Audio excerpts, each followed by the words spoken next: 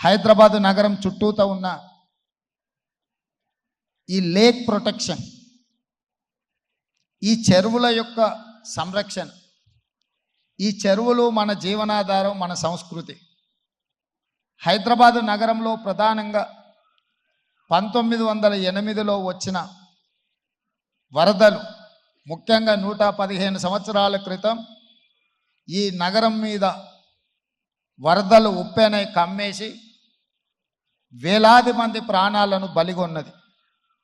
ఆనాటి పాలకుడు నిజాం సర్కార్ చెల్లించిపోయి వేలాది మంది ప్రాణాలు కోల్పోవడానికి కారణమైన ఈ వరదల్ని నియంత్రించాలి అని అంటే ఏమి చేయాలి అని ప్రపంచంలో ఉండే గొప్ప వ్యక్తులందరినీ సంప్రదించి మోక్షగుండం విశ్వేశ్వరయ్య గారిని, ప్రపంచానికి ఒక ఆర్కిటెక్ట్ అయిన మోక్షగుండం విశ్వేశ్వరయ్య గారిని నియమించడం జరిగింది.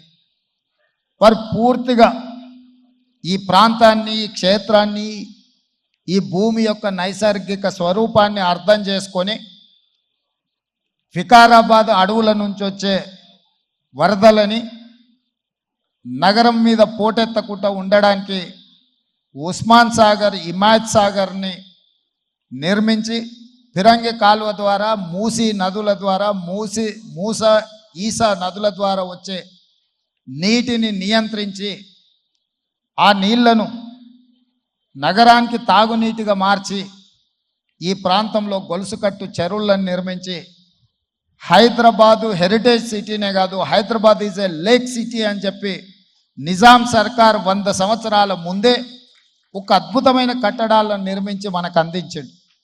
వారి వారసత్వంగా వచ్చిన ఈ కట్టడాలు మొన్న జరిగిన ఎండాకాలంలో తాగునీటి సమస్య వచ్చే కృష్ణా, గోదావరి ఎండిపోతే హైదరాబాదు నగరానికి దాహార్తి తీసింది గండిపేట, అంటే ఉస్మాన్ సాగర్, హిమాయత్ సాగర్ నుంచి ఈ నగరానికి తాగునీటిని వాడుకున్నామన్న సంగతి రాష్ట్ర ముఖ్యమంత్రి నేను చెప్పదలుచుకున్నా. ఈ ప్రజలకు కోట్లాది మంది దాహార్తిని తీర్చే ఈ యొక్క చెరువులను శ్రీమంతులుగా, గొప్ప వ్యక్తులుగా ఉన్న వాళ్ళు వాటి పక్కనే ఫామ్ హౌజ్ల పేరు మీద నిర్మించుకొని వాళ్ళ డ్రైనేజ్ కాలువలు తీసుకెళ్ళి గండిపేటలో కలిపినారు. నేను ఇక్కడ వేదిక మీద ఉన్న పెద్దలతో పాటు ఇక్కడ వచ్చిన భక్తులను నేను ఒకటే మాట అడగదలుచుకున్నా. ఇవాళ వాళ్ళ విలాసవంతమైన జీవితం కోసం నిర్మించుకున్న ఫామ్ హౌజ్ల నుంచి వచ్చే డ్రైనేజ్ గండిపేటలో హిమాయత్ సాగర్ తాగునీటిలో కలిపితే ఆ నీళ్లు హైదరాబాదు నగరానికి తాగడానికి సరఫరా చేస్తుంటే వాళ్ళు నిర్మించిన అక్రమ నిర్మాణాలను వదిలేస్తే ఇక నేను ప్రజాప్రతినిధిగా విఫలమైనట్ట కాదా మీరు ఒక్కసారి ఆలోచన చెయ్యండి. అందుకే ఒత్తిడి వచ్చినా, మిత్రులకు ఫామ్ హౌజులు ఉన్నా ఏవి వదలకుండా హైడ్రా అనే ఒక సంస్థను ఏర్పాటు చేసి తెలియకుంటేనే ప్రజాప్రతినిధులం కొన్ని మన దినచర్యల్లో భాగంగా కొన్ని తప్పిదాలు చేస్తుంటాం. తప్పుదలు తెలవకుంటేనే కొన్ని తప్పులు జరిగిపోతుంటాయి. మరి ఆ ఖాతాను సవరించుకోవడానికి, ఆ బ్యాలెన్స్ షీట్ను సవరించుకోవడానికి తెలిసి కొన్ని మంచి పనులు చేయాలని నేను ప్రగాఢంగా విశ్వసిస్తున్నా, నమ్ముతున్నా. ఆ తెలిసి చెయ్యాలనుకుంటున్న మంచి పనులో భాగము ఈ చెరువులను చెరబట్టిన వాళ్ళ నుంచి విముక్తి కలిగించాలన్న ఏకైక లక్ష్యంతోనే ఈరోజు చెరువులను ఆక్రమించుకున్న వాళ్ళను ఎవరిని వదలకుండా ఉక్కు పాదంతో అణిచివేయాలన్న ఆలోచన, అందులో నిర్మాణాలను ఏ ఒత్తిడి వచ్చినా వెనక్కి తక్కకుండా తొలగించాలన్న ఆలోచనతోనే ఈరోజు ఈ చెరువులలో ఉన్న అక్రమ కట్టడాలను కూలగొడుతున్నాము.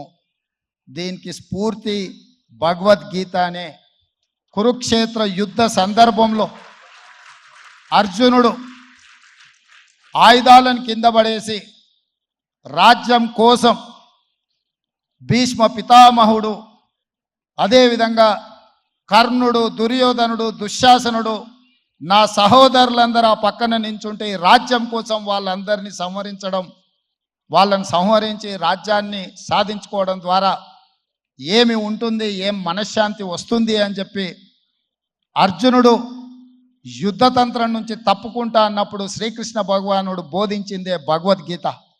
చంపేదెవరు, చంపించేదెవరు, లోక కళ్యాణం కోసం నీ బాధ్యతను నెరవేర్చాల్సిందే, ధర్మం బ్రతకాలి, అధర్మం ఓడాలి అంటే నువ్వు యుద్ధం చెయ్యాల్సిందే అనే యుద్ధ నీతిని ఆ రోజు అర్జునుడికి బోధించింది శ్రీకృష్ణ భగవానుడు. ఇవాళ ఆ శ్రీకృష్ణ భగవానుడి బోధనానుసారమే ఈరోజు ఈ చెరువులను కాపాడే కార్యక్రమాన్ని నేను తీసుకుంటున్నా. నాకు తెలుసు ఈ చెరువులలో నిర్మాణమైన విలాసవంతమైన ఫామ్ హౌజులు ప్రభుత్వాన్ని ప్రభావితం చేయగలిగిన స్థానాలలో ఉన్న చాలామంది వ్యక్తులు ఉన్నారు. ప్రత్యక్షంగా ప్రభుత్వంలో భాగస్వాములు అయి ఉండొచ్చు, లేకపోతే ఈ సమాజం మీద బాగా ప్రభావితం చేయగలిగిన వ్యక్తులు ఉండొచ్చు. కానీ వాటన్నిటినీ నేను పట్టించుకోదలుచుకోలే. ఇది భవిష్యత్ తరాలకు, ఇది రాజకీయాలకు సంబంధం లేదు. నేను స్పష్టంగా చెప్పదలుచుకున్నా. రాజకీయాల కోసమో లేకపోతే రాజకీయ నాయకులను కొంతమందిని దృష్టిలో పెట్టుకొని చేపడుతున్న కార్యక్రమం కాదు ఇది. భవిష్యత్ తరాలకు, మన పిల్లలకు, వాళ్ళ పిల్లలకు వారసత్వంగా మనం అందించే సంపద ఈ సరస్సులు, ఈ నదులు, లేకపోతే ఈ రోజున్న ఈ చెరువులు. ఈ ప్రకృతి సంపదను మనం విధ్వంసం చేస్తే ప్రకృతి మన మీద కక్ష కడుతుంది. ప్రకృతి మన మీద ప్రకోపిస్తే మనం చెన్నైలో చూసినాం, అదేవిధంగా ఉత్తరాఖండ్లో చూసినాం, నిన్నగాక మొన్న వాయనాడు, మనం కేరళలో చూసినాం.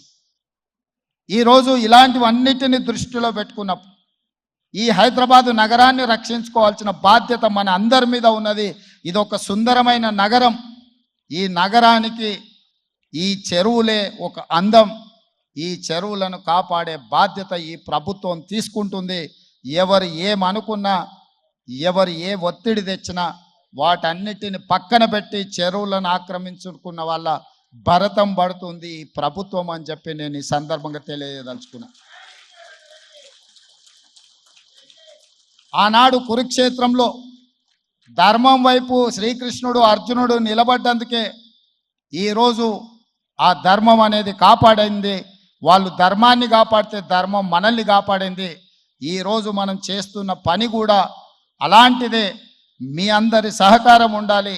అదేవిధంగా నిర్వాహకులకు ఈరోజు విద్యకు సంబంధించి లక్షలాది మంది నిరుపేద విద్యార్థులు, ఎస్సీ, ఎస్టీ, బీసీ, మైనారిటీ, ఆర్థికంగా వెనుకబడిన వాళ్ళు ప్రభుత్వ పాఠశాలల్లో చదువుకుంటున్నారు.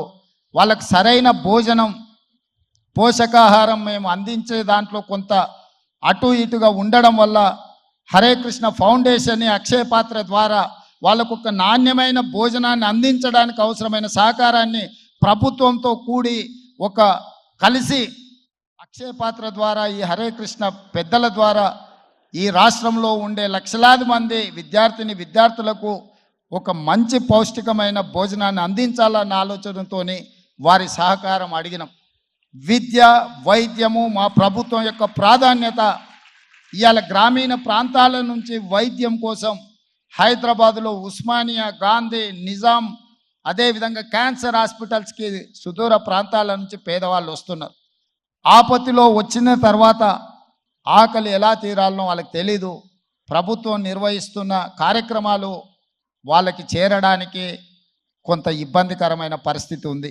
అందుకే నిర్వాహకులకు మధు పండిట్ జీ గారిని I have requested to accept this Osmania, Gandhi, NIMS and cancer hospital, wherever the needy people are there. I need your support to serve their food. అక్కడ కావాల్సిన మౌలిక వసతులన్నీ ప్రభుత్వం ఏర్పాటు చేస్తుంది. వాటిని నిర్వహించడం, ఒక నాణ్యమైన భోజనాన్ని వాళ్ళకు అందించడానికి మీ వైపు సహకారం ఉండాలి. మీరు మేము కలిసి ఈ ప్రభుత్వాన్ని ముందుకు తీసుకెళ్తే నిజంగా ప్రజలకు అవసరాలను తీర్చే అవకాశం ఉంటుంది. తప్పకుండా హరే రామ హరే కృష్ణ సంస్థ నుంచి చేపట్టే ప్రతి కార్యక్రమానికి మా ప్రభుత్వం వైపు నుంచి సంపూర్ణంగా మద్దతు ఉంటుంది. ప్రభుత్వం చేపట్టే పథకాలలో కూడా అవసరమైన దగ్గర మీ సహకారాన్ని మేము ఆశిస్తున్నాం. మీ సహకారం ఉంటే ఈ ప్రభుత్వం ఒక ఆదర్శమైన రాష్ట్రంగా తెలంగాణ రాష్ట్రాన్ని తీర్చిదిద్దుతుందని తెలియజేస్తూ మరొకసారి భక్తులకు, దాతలకు, నిర్వాహకులకు అభినందనలు తెలియజేస్తూ, దాతలు వీలైనంత మేరకు ఈ హరే కృష్ణ ఫౌండేషన్కి మీరు సహాయం అందిస్తే అది పేదలకు చేరుతుంది.